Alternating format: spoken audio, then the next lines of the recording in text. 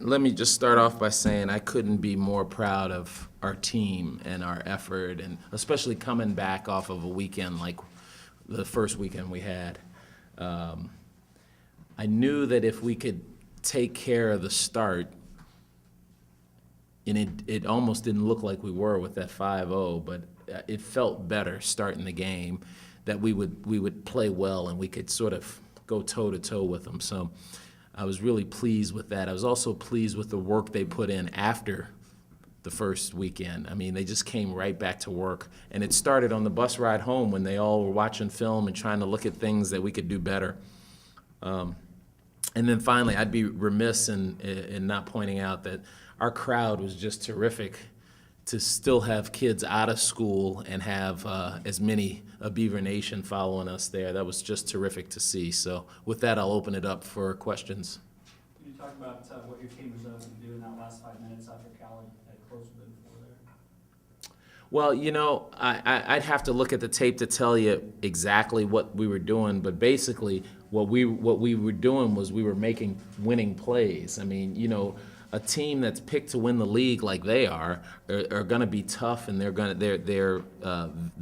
got some veterans there who've been through the wars, so they know how to come from behind. And it was nice to see them really take a run at us, and for us to hold on to our guts and give them a run right back and widen it back out. I don't want to say it's a watershed moment, but it's a great learning experience and a great accomplishment for these guys because they're young and they haven't been in a position like this before. Do you think going with the 1-3-1 might have put them on their heels a little bit? Well, it looked like it.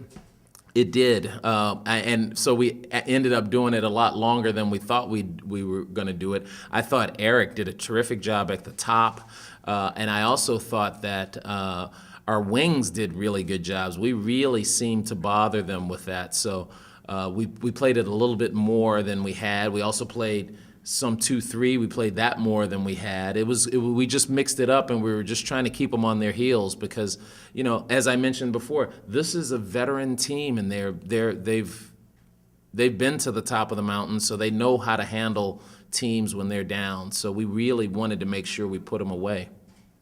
Offensively, you seemed like you had Jared up at the top of the high screen there. What did you see that you thought that would be a good idea?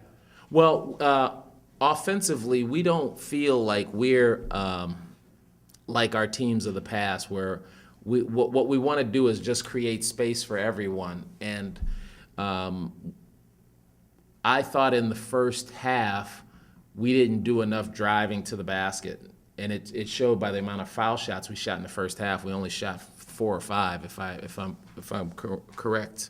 And then in the second half, we got in the bonus early, so we wanted to take advantage of that. So that was basically the mindset behind that strategy.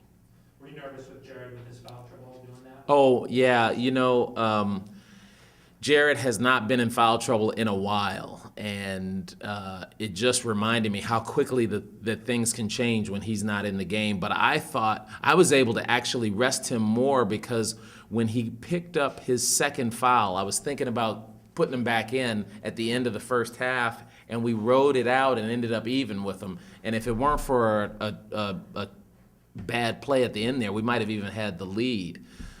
So that gave me confidence in the second half to give him a rest when we needed him, because he was really playing hard and he needed a blow then. And I'm digressing from your question, but it is always troublesome when your best player gets in foul trouble, but it's nice to have other guys who can step up.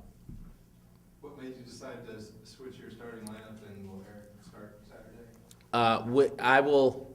This was a game time decision, and the genesis of it started back when last weekend Devon had such a rough time getting going, and I had to remind myself, and the staff and I talked about this. Devon has gone a full year and a half now, almost as a starter, freshman to sophomore year, without having any bad games. And there was a lot of pressure. I talked about this last time, a lot of pressure on us. And I just thought, let me give him another look to just take some of the pressure off. This wasn't like a demotion. He probably ended up playing the same amount of minutes, give or take. He was very helpful to us out there. And Eric was playing well. So I tried it in practice, and then I switched them around, and I sort of jumped them around, and neither one of them knew what was going on, which I typically don't do. I remember as a player, I liked knowing what the heck was going on. So I just told him I hadn't decided. And I can tell you now that I really didn't decide until I was writing on the board earlier before the game who was going to guard who, and it took me that long to come to a decision. Will that take place Saturday? It's likely, but I want to reserve the right to change my mind because I was so indecisive this time. I don't want to lock myself in. How do you feel each player handled the change? Well, that's the one thing about this team. The stat they care about is the 92 as long as they have less than 92. That's the stat that these guys care about collectively. And Devon was great with it. Eric was probably a little more nervous than he normally would be, and rightfully so. But this team is not a team of egotistical prima donna types. And I know that sounds like, most coaches say that about their guys, but they really aren't. These guys like each other. They like winning. They don't care who's in the game. You got guys like Devon, Roberto, even Charlie Barton. Depending on how the game goes, he could end up getting more minutes or less minutes. Kevin McShane, who's a senior, he gets few minutes, but he comes in there and does what he can, and then he comes out. I mean, this team is built to be unselfish. Did the 1-3-1 plan affect the decision to start Moreland? No, because Eric and Devon play the same. They can play either spot, so they can play together, or you can use either one of them at the top. No, it literally was a feel that I had in my gut. I mean, both of them are going to end up playing because we're playing such a tempo where those guys are going to play. It's just how I felt, 20 minutes before the game. Your team shot 11 for 18 on threes. How big a part of that played? It was big, and what the stat sheet doesn't show is how important every single one of them was. I mean, there were Jared's in the corner that bounced around the rim and went in huge. Ahmad's in the first half, his two in the first half that really sort of woke the whole gym up and woke us up, and we're like, wow, part of that 13-0 run. That was important. Who else made? I think Roberto made one. I remember Roberto making one where I was thinking, man, that's a little early in the shot clock, and it goes in. I mean, and then Angus Brandt. I mean, he makes three. I mean, it's just every single one of them was important, yeah. And the stat sheet doesn't show how important they were. Big game-winning type plays that other teams, we're usually on the receiving end of. And it was good to see our guys taking the initiative and executing those kinds of plays. Early in conference season, we don't want to say must win, but how much stock did you put into Before or now? I guess both. Before, I was probably thinking it'd be nice to win one of these two games at home. I really hadn't put the panic button on yet, honestly.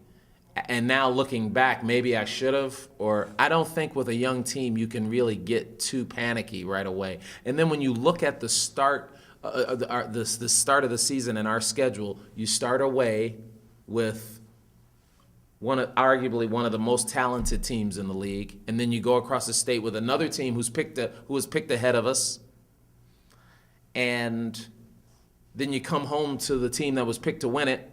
And then a team, you got Stanford, who's also picked ahead. It's just, you can't get too caught up in woulda, coulda, or getting down on you. What you have to really pay attention to is how do you get better and how do you start learning how to win those types of games.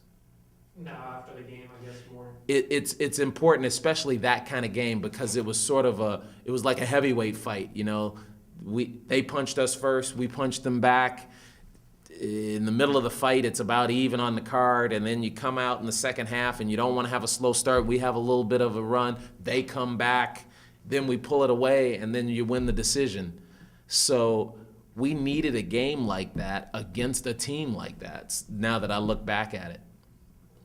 Washington, Stanford lose tonight, Utah wins.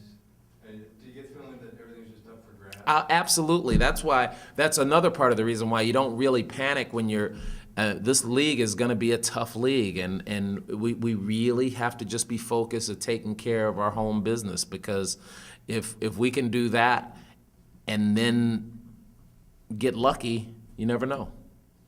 How big of a difference was it playing at home? I mean, you guys feed off of that? Oh, absolutely. I don't know if you guys could tell, but I certainly can tell that crowd, especially that student section, when those guys get going, they help us. Our guys feel that, and the other team feels it, just like we do when we're on the road. So we want to make Gill a hard place to play once again, and I think we're moving in the right direction.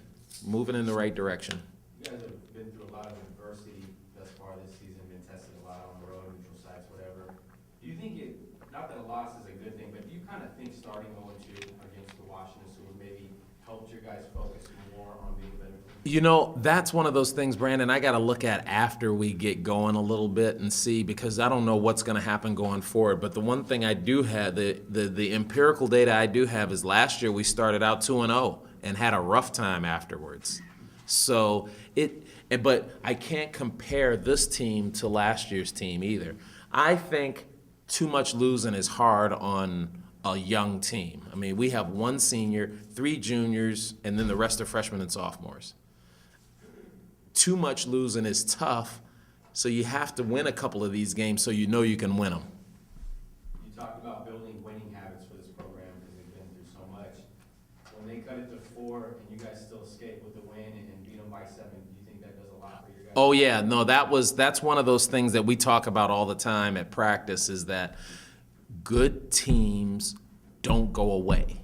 So you have to put them away, and you have to make plays when they're needed, important plays that are hard to make.